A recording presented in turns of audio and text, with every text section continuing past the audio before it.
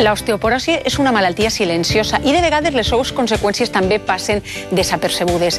Fixa't en la forma de la teua columna dorsal i pregunta't si has perdut alçada en els últims anys.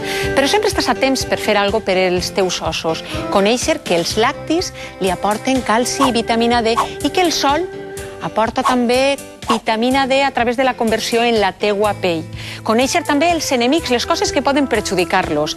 I en aquest cas, el tabaquisme. El tabac és un enemic dels ossos perquè destrueix les cèl·lules formadores d'os.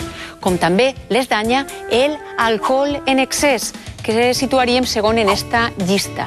No podríem oblidar l'excés de cafeïna, que el que fa és que el teu cos elimine molt a pressa el calci que acabes de prendre de la dieta, un efecte semblant al que produeix l'excés de sal. Ja ho saps, si et cuides, tu eres el millor amic dels teus ossos. Ajuda't.